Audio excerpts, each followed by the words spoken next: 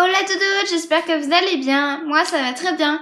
Aujourd'hui on se retrouve dans une nouvelle vidéo puisqu'on va parler des onguents, des graisses et du goudron. Puisqu'effectivement quand j'étais plus jeune, j'avais beaucoup de mal à comprendre la différence entre toutes les graisses. Certaines étaient jaunes, d'autres étaient vertes, d'autres noires et certaines avaient de l'huile de laurier. Du coup, si vous rencontrez le même problème que moi, je me suis dit qu'une petite vidéo ça vous ferait pas mal. Du coup on y va, c'est parti!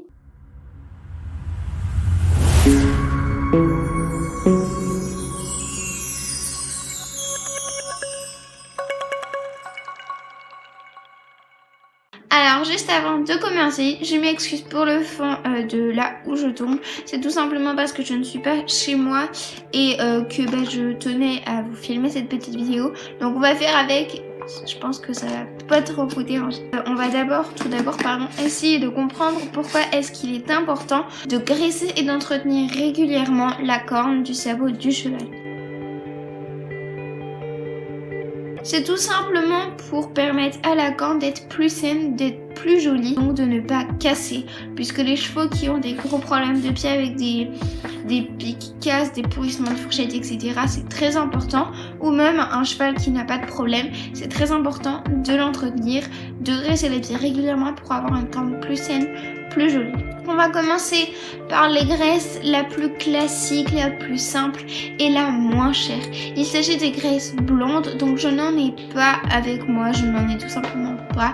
Donc je vous mettrai des photos.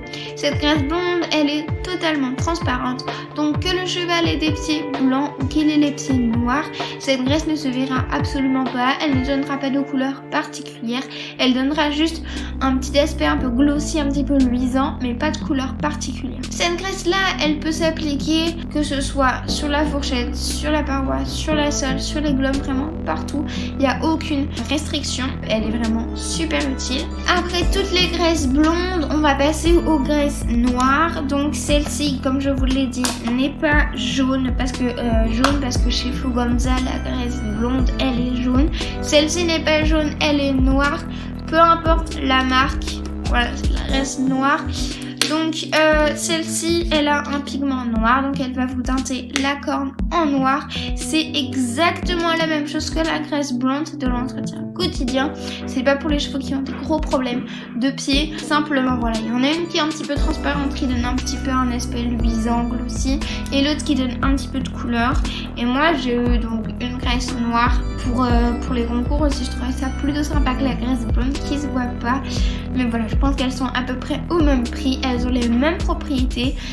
Voilà, c'est exactement pareil, c'est juste la couleur qui change. Pareil, celle-ci, on peut la mettre vraiment partout sur le pied, il n'y a aucune restriction.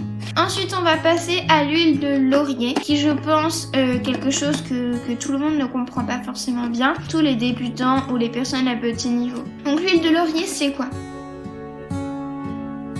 L'huile de laurier, c'est une huile qui est vraiment très bénéfique, qui a des effets antiseptiques et qui a vraiment plein de propriétés. C'est-à-dire que plus votre graisse ou plus votre onguent a un pourcentage élevé d'huile de laurier, plus vous aurez un soin important, un entretien important au pied du cheval. Elle va vraiment apporter plein de choses. Alors oui, elle a un coût un peu plus élevé, enfin la graisse a un coût un peu plus élevé, comme celle que je vais vous présenter juste ici, parce que forcément, tout à l'heure j'ai oublié de vous préciser que du coup, les graisses blondes et noires, vous pouvez les appliquer absolument en toute saison. Il n'y a pas du tout de restriction, tout comme l'huile de laurier d'abord.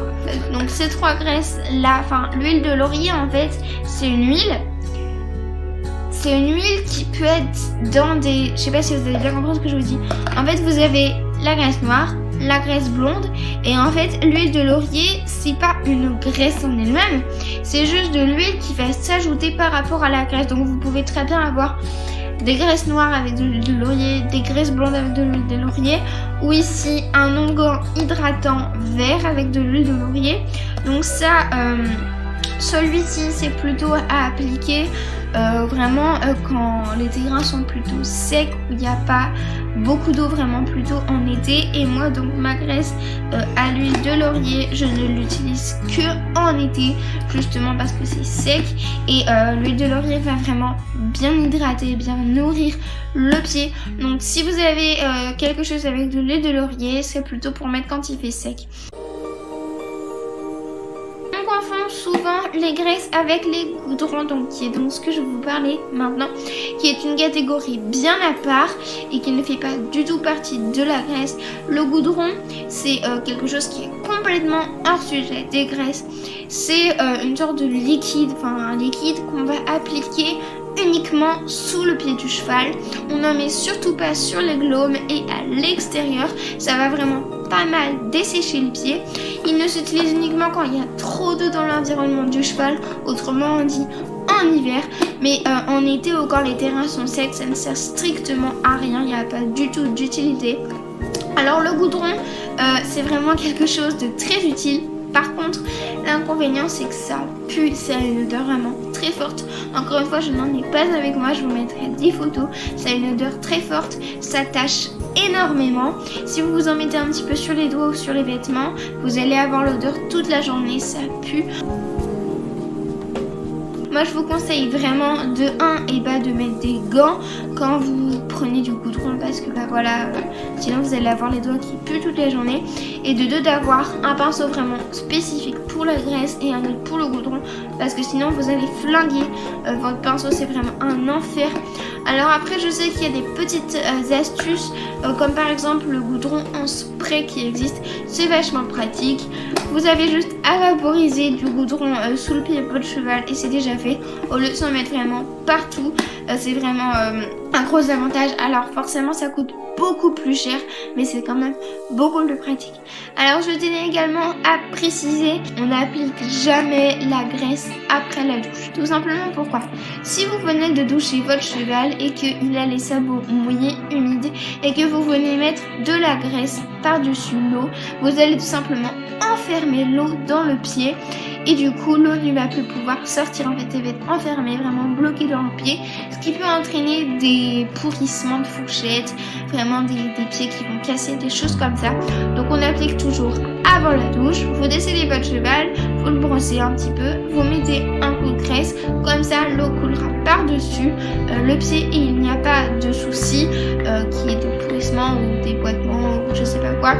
Donc voilà, donc j'espère vous avoir un petit peu aidé dans toute cette jungle de produits.